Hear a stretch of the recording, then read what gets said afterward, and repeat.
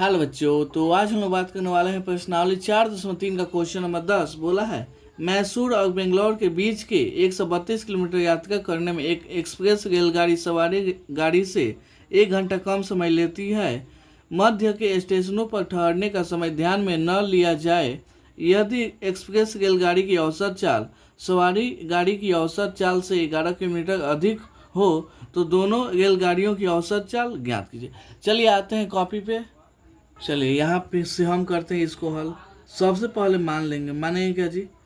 माना कि माना कि माना कि रेलगाड़ी की एक समान चाल, क्या जी? माना कि रेलगाड़ी की एक समान चाल कितना हो जाएगा जी? एक मान लेते हैं। मान लीजिए यहाँ से यहाँ तक क्या है जी? यहाँ से यहाँ तक आपका दूरी है 132 किलोमीटर। एक रेलगाड़ी है, क्या है जी? एक रेलगाड़ी है जिसकी चाल हम कितना मान लेते हैं जी? x। ठीक है, तो वही पूछा है कितना चाल से चलेगा, तो हम लेते हैं प्रथम कथन से।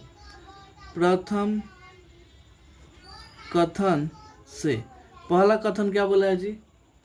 कि 132 किलोमीटर दूरी तय करने में लगा समय पहले ज्ञात करेंगे। 132 किलोमीटर की दूरी तय करने में लगा समय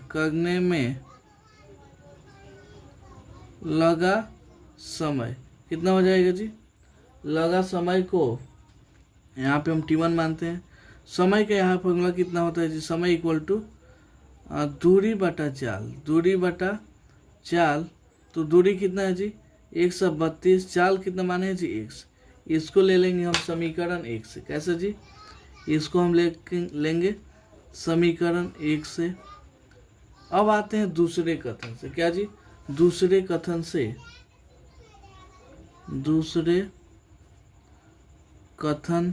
से दूसरा कथन क्या बोला है जी? रेलगाड़ी की चाल कितना अधिक हो जाती है जी? यहाँ पे लिखते हैं रेलगाड़ी की चाल 11 किलोमीटर प्रति घंटा अधिक होने पर लगा समय इसको लेते हैं कितना जी? T2। कितना जी? T2। दूरी तो सेम रहेगा लेकिन चाल क्या होगा जी? बढ़ जाएगा, x प्लस 11 हो जाएगा। ठीक है, इसको हम ले लेंगे समीकरण 2। यहाँ पे ये हो जाएगा क्या जी? समीकरण 2। अब आते हैं प्रश्नानुसार। क्या जी? प्रश्नानुसार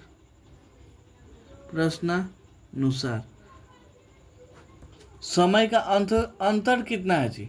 देखिएगा तो 1 घंटा है। कितना है जी? 1 घंटा। तो हम T1 में से क्या करेंगे जी? T2 को घटा लेंगे। क्यों? क्योंकि T1 में ही तो ज़्यादा समय लगेगा। चलिए, तो कितना हो जाएगा? 1 T1 का वैल्यू 132 बटा में x हो जाएगा। T2 का वैल्यू 132 बटा में x प्लस 11 इक्वल टू 11। यहाँ पे क्या ले लेंगे जी? एलसीएम ले लेंगे। तो एलसीएम कितना हो जाएगा जी? x इंटू एक्स प्लस 11 भाग दीजिएगा तो x से x कट जाएगा, इतना आ जाएगा। यानी 132 में गुणा करेंगे x प्लस 11 से, माइनस है तो माइनस भाग देंगे तो ये वाला कट जाएगा, x बचेगा तो 132 x हो जाएगा। यहाँ पे 1 चलिएगा है 132 में x से गुणा कीजिएगा तो 132 x आ जाएगा। 132 में आप 11 से गुणा करते हैं तो कितना आ जाएगा जी? आपका आएगा 1452। कितना जी? 1452। यहाँ पे 132 x, यहाँ पे x में 1 से गुणा होगा तो x स्क्वायर, x में 11 से होगा तो 11 x, यहाँ पे 1। ठीक है, 132 x प्लस में इधर माइनस हो जाएगा। यहाँ पे अब क्या करेंगे जी? आप तिरछा गुणा करना चाहें तो कर दीजिए। इस पूरा को 1 से कीजिएगा तो x स्क्वायर प्लस 11x, यहाँ पे हो जाएगा 1452 को 1 से कीजिए तो क्या होगा जी? 1452 ही इसका आएगा। ठीक है, इसको अब ऐसे कीजिए। यहाँ पे कितना हो जाएगा जी? यहाँ पे आप देखेंगे तो हो जाएगा आपका 11 x, यहाँ पे माइनस में 1452 आ जाएगा। यहाँ पे इतना। अब क्या करना है जी?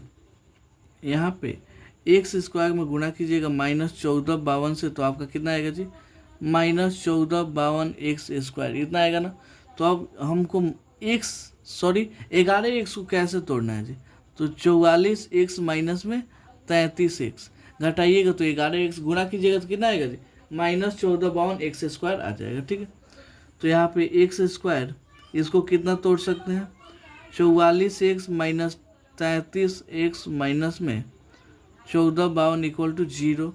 यहाँ से कॉमन क्या होगा जी, एक्स, तो यहाँ पे आ जाएगा एक्स प्लस 44, यहाँ पे माइनस 33 कॉमन कर लीजिए, तो यहाँ पे एक्स, यहाँ पे आपका आ जाएगा 44, इसको x प्लस 44 एक बार, यहाँ पे x माइनस 33 एक बार, 0 के बराबर। एक बार देखिए इसको 0 के बराबर रखिए, एक बार इसको 0 के बराबर रखिए। ठीक है, x का वैल्यू यहाँ से माइनस में 44 आ जाएगा, यहाँ पे x का वैल्यू 33 आ जाएगा। ये देखिएगा तो ये क्या होगा जी, अमान्य होगा, मतलब ये क्या होगा, इसको असंभव हो जाएगा। ठीक है, तो यहाँ पे लिख देते हैं अतः रेलगाड़ी की एक समान चाल, क्या जी, रेलगाड़ी की एक समान चाल कितना हो जाएगा जी, कितना लिया है, 33 किलोमीटर प्रति आवर, यही क्या होगा जी, इसका आंसर हो जाएगा। तो उम्मीद करता हूँ आपको ये क्वेश्चन बहुत अच्छे से समझ में आया होगा। चलिए मिलते हैं अगले वीडियो में अगले क्वेश्चन के लिए, तब तक के लिए धन्यवाद।